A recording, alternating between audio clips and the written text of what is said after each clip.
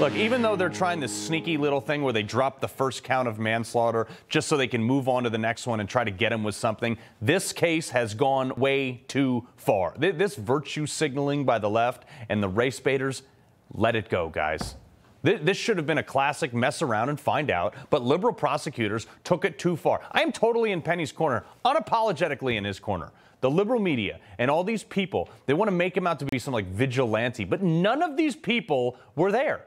None of them have any skin in this game other than drinking the social justice Kool-Aid. At what point are you holding someone that go limp, they're defenseless, they're unarmed, they never assaulted anyone? At what point does it become intentional? For many years now, the Republican Party has pivoted to explicitly embracing vigilante violence, and most often, white vigilante violence.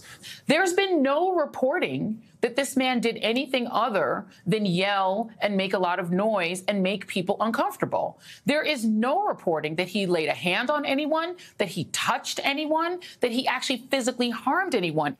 No, he didn't lay a hand on anyone. Only yelling, right? I mean, what's the benchmark, Joy Reid? Does he have to hit someone? That's not what the law says. Neely was telling everyone that someone was going to die tonight. So, okay, Joy Reid, let's just say you're sitting there on that subway. I know you don't take the subway because MSNBC drives you everywhere, but should Daniel Penny have waited until after Jordan Neely punched you in the face?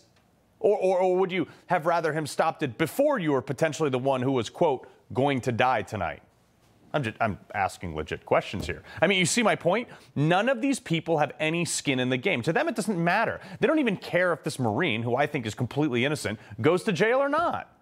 They're just saying whatever the liberal opinion is. They don't see him as a person who made a split-second decision in the threats of a declared mentally ill person. And just like Trayvon Martin with Michael Brown, these dishonest brokers show us decade-old pictures, making them out to be some like innocent teenage. Stop.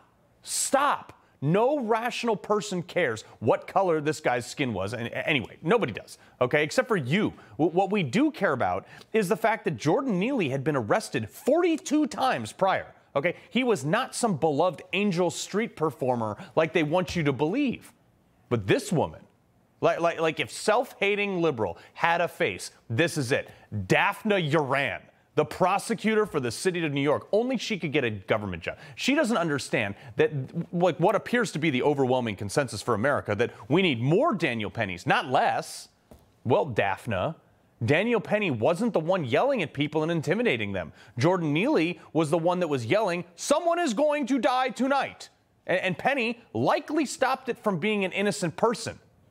But this is where we are as a society, and especially in New York City. In middle America, Daniel Penny would have been given a medal. He wouldn't have been charged with anything. But in deep blue New York, he was.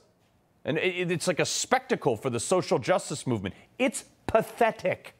This is what this last election was about. Most of America is so tired of this garbage. If this had been two white guys, we would never have heard about this story. The fact that black people are gunning down other black people in Chicago by the dozens every single weekend, nobody cares. Not even a headline. None of these fake reverends and these race baiters and hustlers anywhere to be found in Chicago. No one cares over there. But in this case, it fit their narrative.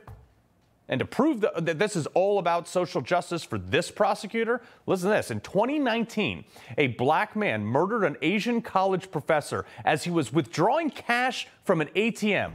And this was how this prosecutor on the Daniel Penny trial dealt with it. The more I learned about the defendant and his life and the circumstances, the kinds of things that Jarrell was talking about, that one should take into account the trauma of that individual, I really felt incredibly sorry for him that he had gotten to that point in his life where he felt like there was no other choice but to commit this robbery. She, first off, felt bad for him, felt sorry for him. She said it was under the guise of restorative justice and ended up giving him 10 years for manslaughter after he was originally and should have stayed charged with murder because it was cold-blooded murder. In fact, you know what? You think this Joy Reid, like this is white people killing black people? You think that's the problem here? I would refer you to the FBI homicide statistics database that shows that black people are in fact killing white people at a rate 12 times that of white people killing black people. That little tidbit is lost on all these race baiters, by the way.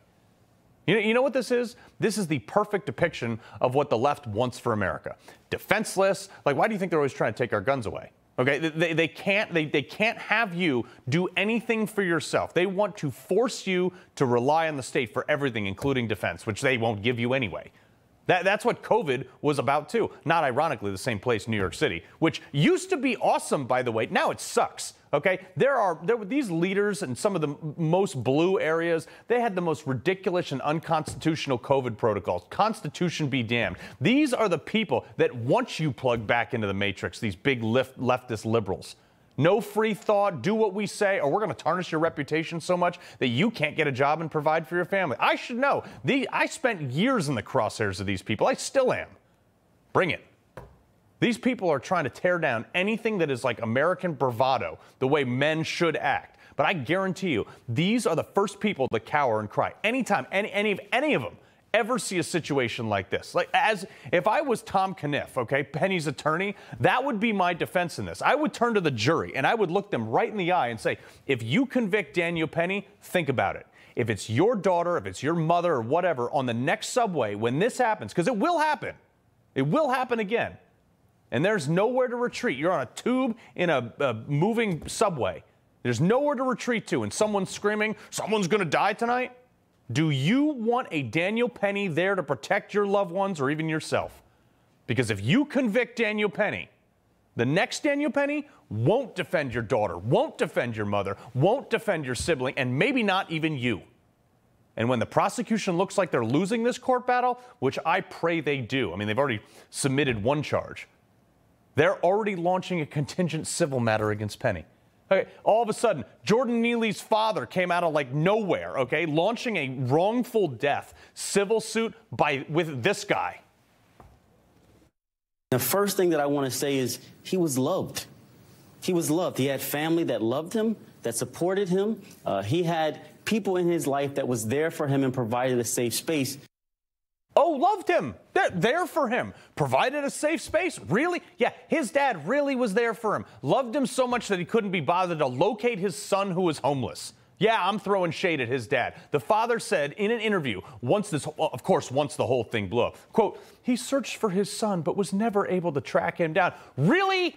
Doubt it. That is such BS, considering that Neely was one of the NYPD's top 50 mentally ill people in the city. His list was somewhat viral. His street performances were somewhat viral. They were all over the internet. One call to the city would have tracked him down after nearly any one of his 42 arrests. And recently, a friend of Jordan Neely came out and confirmed the exact same thing what I'm saying, that his father was never around. Quote, growing up, if me or my brother were doing something, my father was right behind us. When I saw Jordan, he was always alone. Let's just call this what it is. This is a Tier 3 shakedown. Penny has raised a ton of money in his legal fund, over $3 million. My bet is that this lawyer saw that and is taking this on contingency, not only to get a huge percentage of the potential settlement, but to get on TV and boost his personal brand like he's done so many times before, like a mini Al Sharpton. Prove me wrong. Go ahead. This is a turning point, folks. If Penny's convicted, expect good men to do nothing, especially in New York. Criminals will be emboldened. It'll be pretty much mayhem. Look, I got 3 kids, man. If I see someone getting attacked on a subway, here's what I now have to process. I know I could win that fight. I could save that victim for a fact, whoever it may be.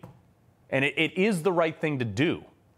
But, you know, I mean, we should be defending the defenseless. But would I now? Not with prosecutors like Daphne and me, like the one guy that you want to step in. I was a SEAL for 9 years. I'm the guy who understands appropriate force. I have specialized training. But if you convict Penny, I'm not going to step in because I have 3 kids that I have to raise. I don't want them to visit me in a jail cell for 15 plus years. Great job, New York. You just made innocent people sitting ducks. He loves the Constitution. He fights for what's right. He hates the bad guys. He's a freedom warrior. He's your freedom warrior. Watch Carl Higbie every weekday on Newsmax.